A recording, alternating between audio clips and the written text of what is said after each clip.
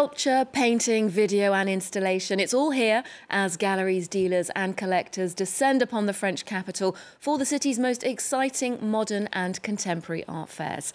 Art Basel Paris is the headliner, an international cornucopia of creative work with almost 200 galleries showing off their artists' most striking pieces. The event has returned to the Grand Palais after 3 years of renovations there. Well, let's get a feel what it's like for an artist to have their work at Art Basel. We can now cross to the Grand Palais to speak to artist and composer Oliver Beer, who's represented by the Thaddeus Ropac Gallery. Oliver, thanks so much for joining us today. You're a multidisciplinary artist, but one of your major areas of interest is sound. You've created complex, fascinating installations, soundscapes. I want to ask you more about them in a moment, but first, there's a painting of yours on display at Art Basel just behind you. It's also about sound. Tell us about this piece. This painting is part of a series called Resonance Paintings. My work is very much at the meeting point of music and visual art, and these are paintings that I make without touching the canvas. I use sound to move pigment. It's a way I've developed of painting where I lay the canvas horizontal in my studio and I put a loudspeaker underneath, and by playing very pure tones, very pure harmonies, I can shape sound waves, which then shape this finest possible pigment you could imagine. And if you imagine that the air is a bit like water, when you can see ripples on water, when you listen to music, you're actually listening to this amazing kind of three-dimensional geometry of waves, and that has become my paintbrush. So all of these forms are made just by changing harmonies and by moving the pigment using the vibrations of sound. Now, that Resonance project you mentioned, you've been making work as part of that since 2007, performances which have taken you everywhere from sewers to a Turkish bath, galleries, even the Sydney Opera House to explore the acoustics inside those buildings. One very special place you did that project in recently was here in France, in the Dordogne, a multi-screen operatic film. Tell us about The Cave. Yeah, so The Cave is, I call it a video opera, but it's based on this idea of resonance. And if you imagine that every empty space can sing, just like a wine glass can sing, or a seashell, which is inanimate and yet it still has sound, I'd always suspected that there would be a relationship between resonance and painting in these famous Paleolithic painted caves in France. You know, they're the first things you see in an art history book, is these prehistoric, beautiful paintings. And I was allowed in a few years ago, and I discovered that if you whisper the right note to the cave will resonate and sing back to you 20 times louder. And it's an extraordinary, like almost kind of shamanic experience. It makes the hairs on your neck stand up. And even more amazing, I discovered a relationship between where the paintings are and where these resonant notes can be found in the cave. And that suggests, and it's a line of research now, that people may have been singing these very same notes 18 to 20,000 years ago, because the cave doesn't change, you know, it's like a tuning fork. And so my opera, magical, which is this video installation, has 8 singers from all over the world. People from like Rufus Wainwright, Woodkid, Melissa Laveau, and all of them sing to the cave in its own key to basically create a kind of polyphony where the cave ties together different songs, different cultures from all over the world, and they're all based on the singer's earliest musical memories. So it's also a very kind of moving sound, you know. Now, your artwork is rooted in experience. For example, a current project, Reanimation Paintings, 1,000 Voices, which is on show in Paris. It's an ephemeral, immersive experience. You sort of have to be there. That's slightly at odds with the idea of acquiring and owning an art object, a tangible piece of art, which people might be looking for at these sort of fairs. How do you think your work fits in at one of these events? Well, you know, when you go to one of these art fairs, as I've been doing since I was a student, and you see thousands of artworks, it's easy to forget that every work that you see represents thousands of hours of that artist's life and their investment in their creative language, you know. And yes, there's a market around and there are objects to acquire, but actually, like this painting behind me, you know, I couldn't have made it if I hadn't spent so many years working with singers, working with sound, learning. I studied composition before I studied art, and then I studied cinema, and I bring them together so that a painting like this, you know, it expresses a lot more. Yes, it's very anchored in the history of visual art and abstraction. And I've learned how to make, an acoustic Rothko or an acoustic Agnes Martin or an acoustic Frank Stella, because abstract painting, also speaks to music. But these big fairs are, for me, ever since I was young, also a way of seeing this incredible material intelligence that artists have. And each artwork is kind of a pointer to a whole life, someone's effort to express something that they find they need to express, not through words. Yeah, so experience is inextricable from the object in the end. Oliver Beer, thank you so much for joining us today. Well as the hush trading taking place inside the Grand Palais, the fair offers plenty of opportunities to see art out and about in the city, be it work from Niki de Saint-Phal in front of the Institut de France or Carsten Holler's giant mushrooms in the Place Vendôme.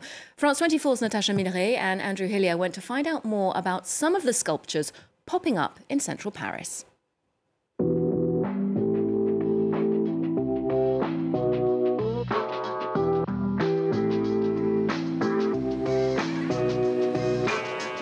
Bronze screens adorned with women's faces, sculptures born of the imagination of Franco-Egyptian artist Ghada Amer.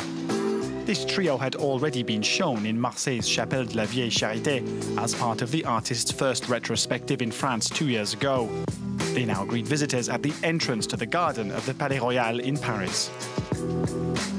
For Marseille, it was inside. It's the first time I've shown work in a public space, so I was a little afraid it would be too small. I thought it might be overwhelmed by the architecture, by the trees, but actually no, they have a great presence. Amer's sculptures sit alongside other works of art displayed here, close to the Louvre. 6 artists have been chosen to represent a cross-section of modern sculpture. The idea is to show that Art Basel Paris is not just a trade show, but also an artistic event in its own right, an echo of the work found in France's major cultural institutions. There's an institutional responsibility that goes with the commercial side of the event that we take very seriously, to reach audiences outside of the fair, inside the Grand Palais.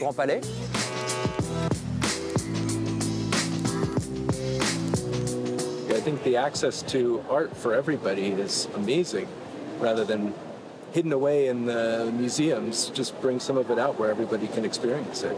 I go and see stuff all over, and you have to make the most of it because it's only for a couple of days. Of course, Art Basel's happening at the Grand Palais, but I would say the entry price is a bit expensive. With a one-day pass for the fair costing €44, many enthusiasts prefer this free public art programme, which swaps the white walls of a gallery for a more ornamental backdrop in the heart of the French capital. To another fair now, which shines a light on art from the African continent and the diaspora. This year, the also known as Africa Fair, or ACA, is highlighting work from the Caribbean and France's overseas territories. Our reporters Aurore Dupuis, Valentine Herba and John Walsh met 2 artists inspired by their family backgrounds in Guadeloupe and Reunion Island. Take a look. Gearing up for ACA. Florence and Christelle are unpacking, measuring and hanging the pieces. Soit ici au bord là, soit dans l'autre angle. It's their first time at the International Art Fair in Paris. The stakes are high. Florence wants to work as an artist full-time. The former caregiver has a passion for brass, a material easy to weave, laminate or hammer. Some of her sculptures reach more than 2 meters high. I'm going to take this piece and place it on the branch here. I want each piece to find a balance. That's what nature evokes for me, serenity.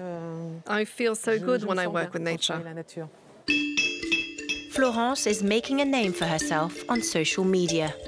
The Louvre Museum even asked her to recreate a 2,000-year-old crown from Eritrea.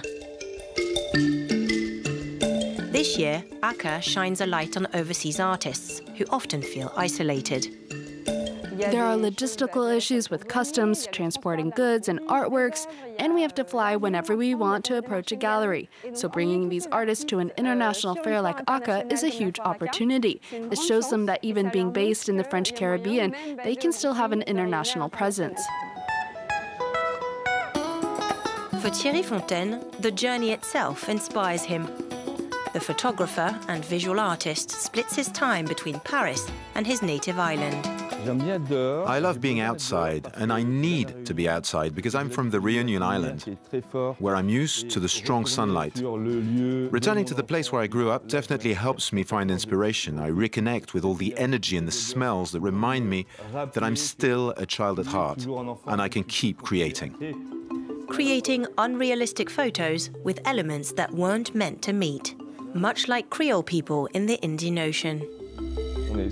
We often come from Europe, Africa, and Asia. We're always on the move, always meeting new people, and that's something that drives me, something I want to convey. So here I'm bringing water and fire together. It's not possible. It's like something out of a movie, it's not real. My images represent a daydream. His message, tolerance, living together despite our differences. And we're wrapping up the show with a third fair, which brings the very best of contemporary Asian art to the French capital, Asia Now. 10 years after its first edition, the event's made a name for itself as Europe's only commercial event to focus specifically on work from Asian artists and galleries.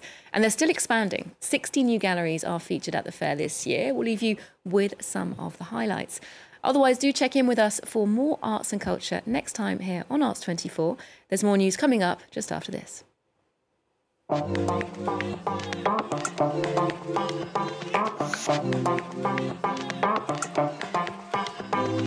you.